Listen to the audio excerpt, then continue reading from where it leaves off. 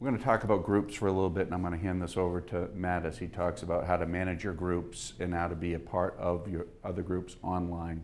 Okay, well, for those of you that are not yet in LinkedIn, one of the key features in LinkedIn, as far as in addition to essentially serving as an online resume, are groups which you can join and take part of discussions, post jobs, and such. They range everywhere from certain organizations to alumni of your college. They can either be open or freely. They can either be open so that anyone can join, or they can be closed and require whoever's running the group to approve your entry.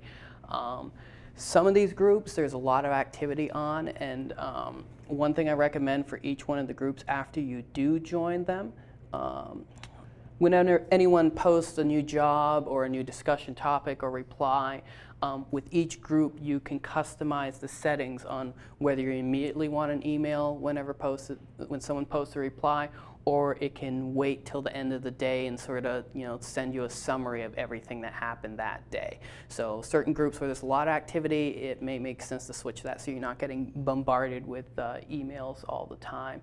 You can also control if group members can contact you individually or just the group manager. And like I said, there's groups for everything. Like I'm involved with the JCs in Newark. They have a group. My college has an alumni foundation. There's always people posting jobs there as well. Essentially, you find two sections. There's a place for regular discussions, and if people are sharing available jobs at their place of appointments, there's a separate job section you can watch. It's where people post jobs often before they make it out to the regular channels like monster.com. In getting on how to basically also show what you know, again, the groups, getting involved with groups that are people of your profession, local organizations and stuff also goes to prove you're interacting with these people on a regular basis, you're on top of your game, you're on top of your expertise. Another aspect of groups I wanted to get into too is, let's say you're part of an organization or a group that doesn't have a LinkedIn presence. One way to really launch yourself is to offer to manage a LinkedIn group for them.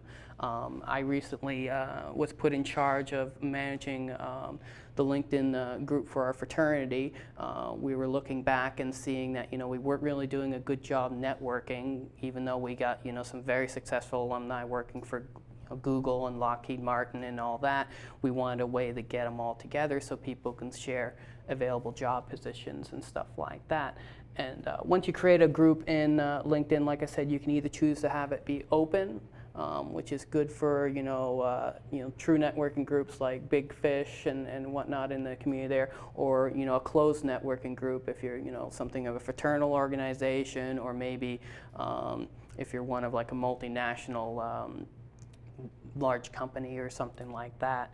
And essentially, as a manager of a group, you'll get to assign certain people to be moderators in case discussions become off topic, or something needs to be moved, or post needs to be removed. And you can also control who joins. Essentially, when someone invites to join, you'll get a message on LinkedIn that you can either accept or deny.